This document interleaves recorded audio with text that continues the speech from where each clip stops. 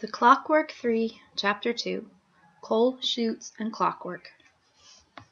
Today Frederick searched for the scrap of metal that would become the chest plate of the Clockwork Man. He patrolled the factory yards and the dry docks, hands in his pockets, scanning the jagged piles of discarded iron and steel. He had the rough dimensions and measurements in mind, but would only know the piece once he found it, and when he did find it, the Clockwork Man would be nearly complete, everything except for the head. He had known from the beginning that the head would be the most challenging obstacle in the construction of his automation, but he also knew it would be the most impressive and brilliant aspect of his accomplishment. Once it was complete, there would be no denying his freedom from apprenticeship. He would have his own shop, his own designs. Frederick would be the longest journeyman clockmaker in the city, but also the greatest. He came to the docks where the wharves sagged under the weight of gaggles of street people. Master Branch had mentioned something about a wrecked ship, with its hull ripped open on the rocks and goods strewn around the harbor. All these people must have descended to see what they could salvage from the disaster. Quite a nuisance, really. But he thought that perhaps there might be something interesting he could find and use. Someone bumped him. "Pardon me." A busker boy shoved past Frederick, carrying a violin case. Frederick opened his mouth to reply, but the boy hurried on without looking back. The storm had left powdery clouds behind, and a shade of blue in the sky that showed all the other blues what they should look like. Frederick pushed into the crowd and peered down at the debris floating in the water, mostly fragments of wood and broken furniture, and the occasional dress or shirt or bolt of fabric undulating with the waves. Several chests had been hauled up to the pier and opened. People rooted through them like maggots. Nothing of use to him. Frederick pulled out a handkerchief and held it to his nose against the pervasive smell of the docks, the fish decay, mildew, and seaweed. But these hundreds of working men and women dumped their own overwhelming odors of sweat, filth, and machine oil into the air. They laughed and argued all around him, grease-smeared and vacant-eyed. Their scent and commotion sent his head to pounding. He rubbed his temples and closed his eyes. When he opened them, he saw her.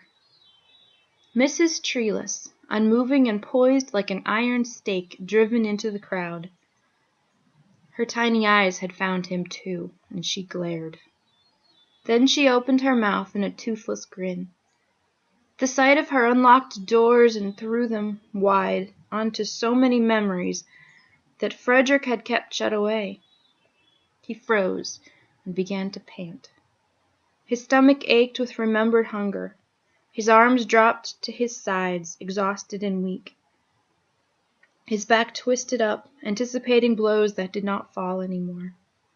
She bore a mild and passive smile, lingered for a few moments, and then turned away from him, vanishing into the chaos. Frederick had to get out of the mob and away from the awful memories pressing in. He forced his way through the crowd of bodies, shaking with his eyes on the ground. He stumbled from the docks and down the open streets, and he eventually found a quiet spot where he leaned against a coal cart. Frederick breathed through his nose, inhaling slow and deep. "It's all right," he said to himself. "It's all right." The flutter of panic subsided, and the trembling left his bones. "You all right there, son?" The coal man looked like a shadow of himself, all dusted black. He held a feed sack up for his mule, and the animal munched away, oblivious to anything else going on. "I'm fine." "You sure? You're white as a plucked turkey." "Thank you, but I'm fine. I just need to catch my breath." The coal man patted his mule's neck. "Solomon here thinks he's a thoroughbred, and he eats like one, so it'll be a while yet before we get back on our route. You're welcome to hop up in my cart for a sit." Thank you, but Frederick looked into the cart. The bed was half filled with coal, and a couple of wide shovels laid on top of the pile, and a chute for pouring the coal down the people's basements from the street. The memories of the workhouse retreated. Frederick measured with his eye. Cut the right length. A coal chute like that could wrap right around the Clockwork Man. Frederick walked up casual-like to the coal man and rubbed one of the mule's long ears. Is your chute made of tin? Yup. Got to be lightweight, so's I can haul it. Do all coal men have one? Sure. Frederick nodded. I think I'm feeling better now. You look better. Thanks. You have a nice evening. Solomon, too. You do the same, son. Frederick marched off. He knew a yard down on the river where barges hauled in coal for the city, and where coal men went to pick up their loads. He was bound to find a spare chute lying around. To get there he followed Basket Street, which cut a broad and angled path through the city. From its crown at Gilbert Square, the busy road ran by the docks and the shipyards, skirted the dense and dangerous tenements, and bottomed out at the quay, on the River Delilah, where the tanners and butchers dumped their toxins and offal, and where the seaweed current carried the foul sludge into the bay. The quay blared with the shouting and cursing of longshoremen, the bleating of farm animals, the clanging of machinery, and the thumping of barrels and crates. Foreign goods entered the city by way of the harbor, but local goods came in from the countryside by river barge at the quay. Frederick kept his hands and arms in close, and tried to be as small as he could. He bolstered himself against the crowd, and merged with the swirling traffic of merchants, laborers, cattle, and carts that stretched for a quarter mile along the river. A cloud of gray dust hung over the coal yard at the far end. Frederick kept his eye on that spot, and one hand on his pocket. He had been picked clean in places like this, where people were so unpredictable and out of control. Frederick felt the cold prickle of sweat on his back.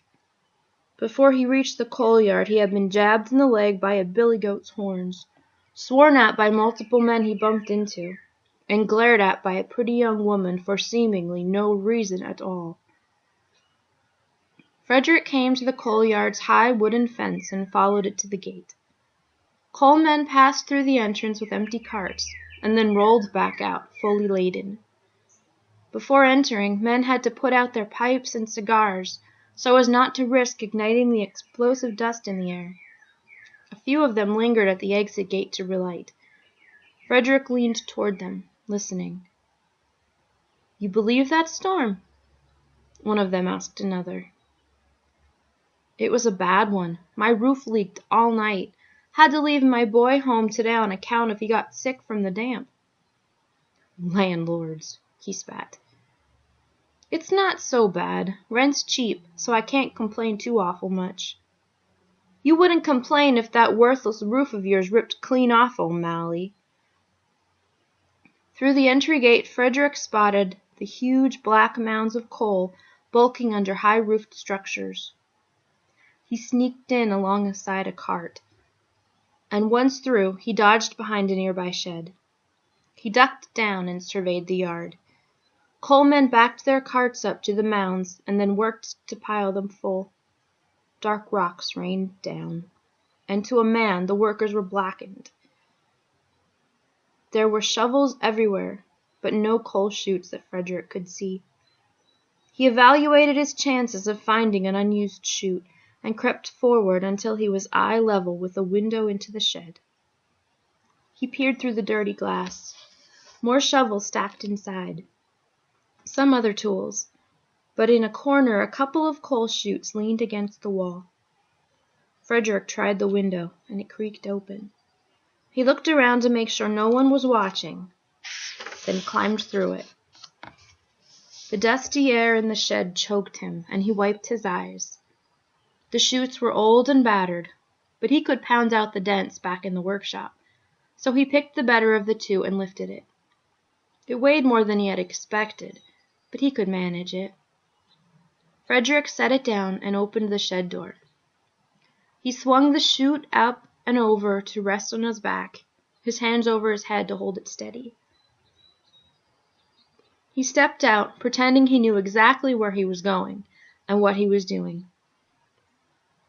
No one stopped him as he crossed the yard, until he reached the exit gate, where a foreman checked paper receipts to make sure the coalmen had paid for their loads. Frederick tried to slip past him. "Oi, where are you going with that?" Frederick turned his whole body around, swinging the coal chute. "It fell off our cart. I was just coming back for it." The foreman folded his hairy arms across his chest. "Whose cart?" "My pa's."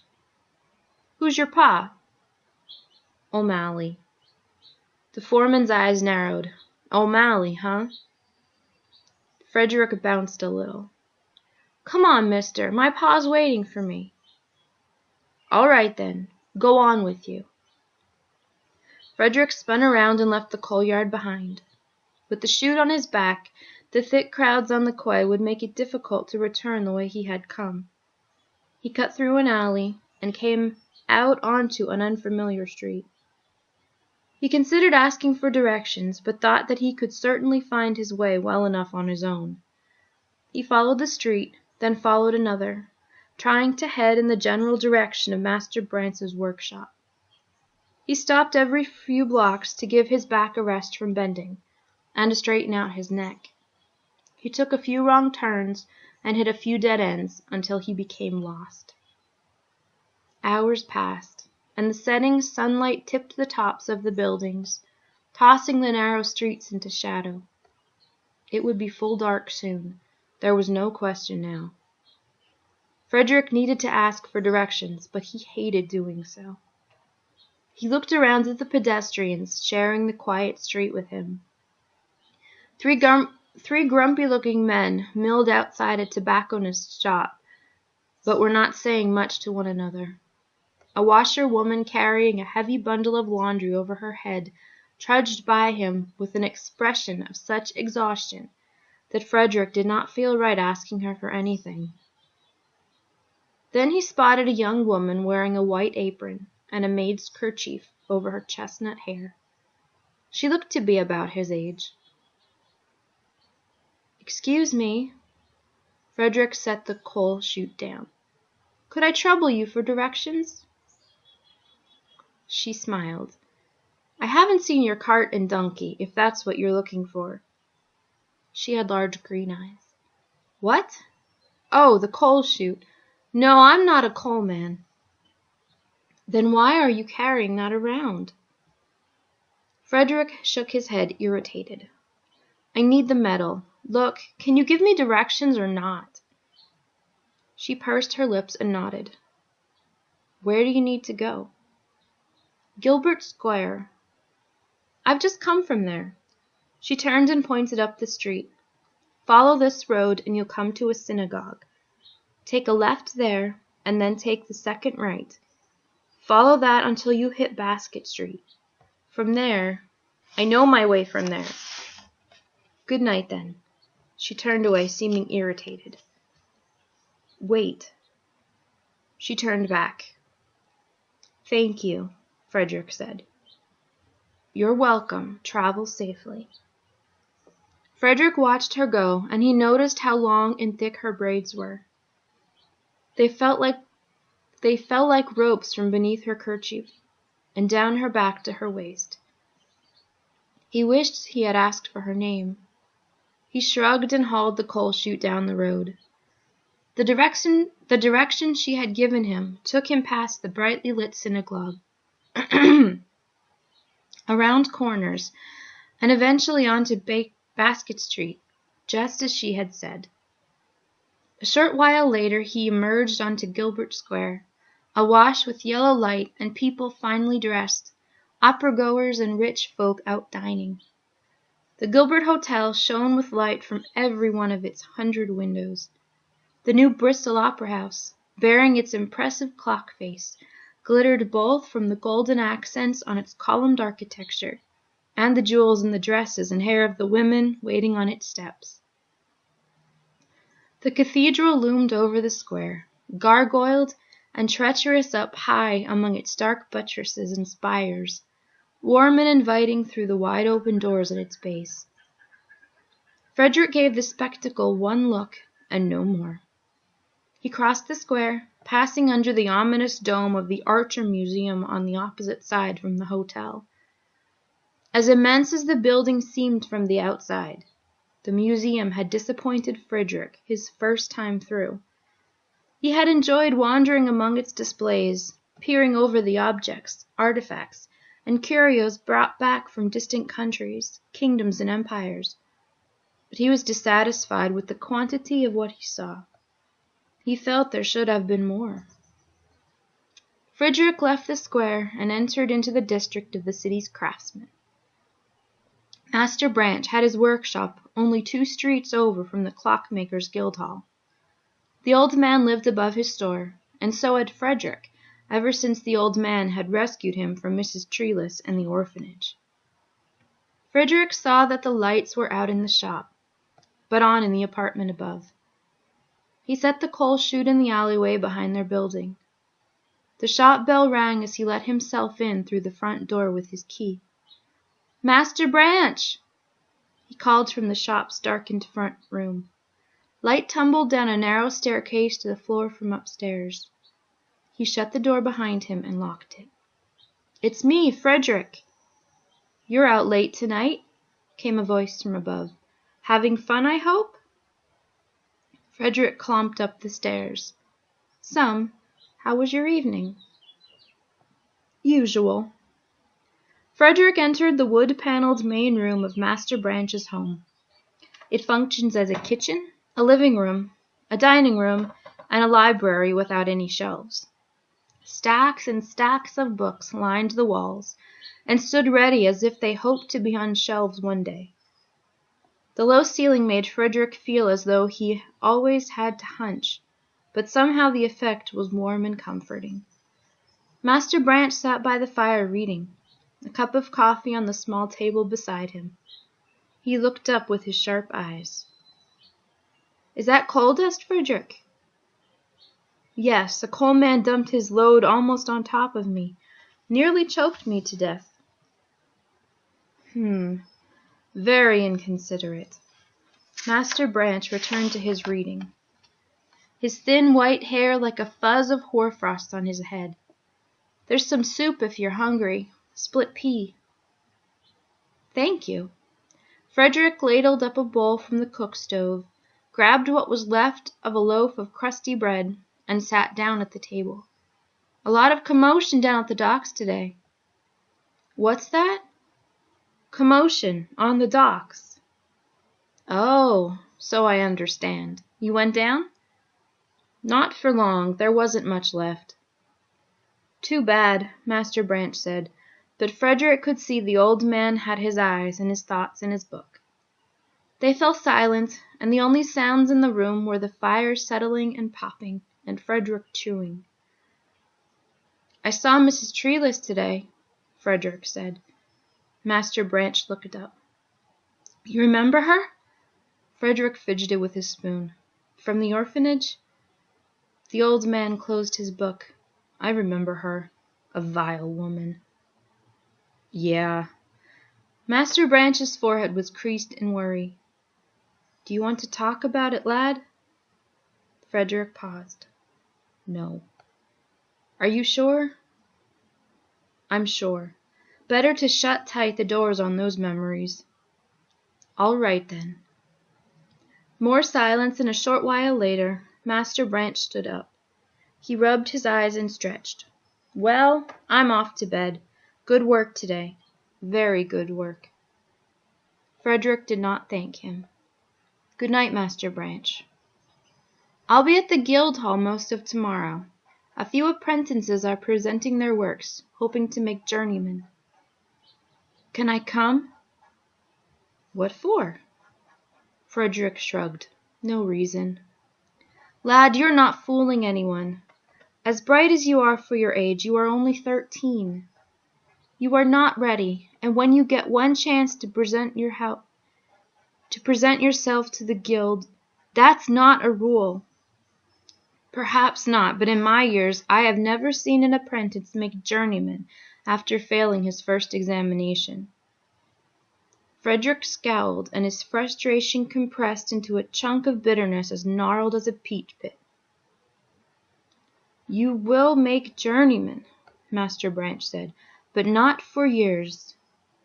Scendentes festini casus subitos fatunutor.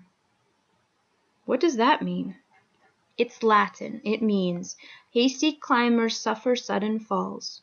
Try to be patient, and remember that I'm only looking out for your interests.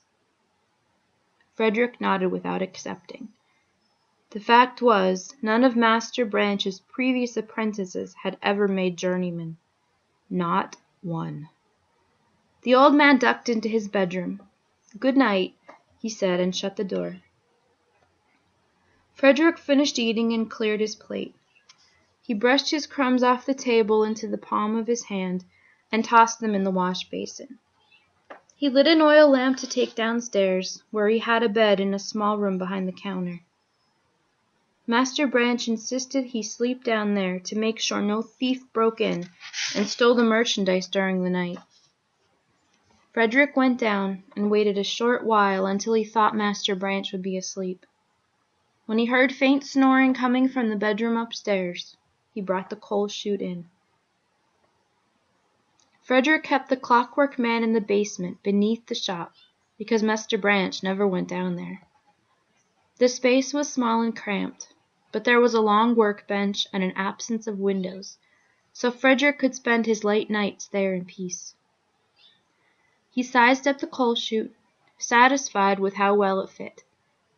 He would not be able to cut the metal tonight because of the noise it would make. He would wait until tomorrow when Master Branch was away on guild business, and then he would outfit the Clockwork Man with a chest. After that he would complete the head, the trickiest, most difficult component of the clockwork. But after that, freedom. He would not fail as Master Branch feared. He was ready. Once he finished the Clockwork Man, and they saw how magnificent it was, they would have to let him work. He could finally be on his own, independent, self-reliant. Then he would not have to count on anyone for anything.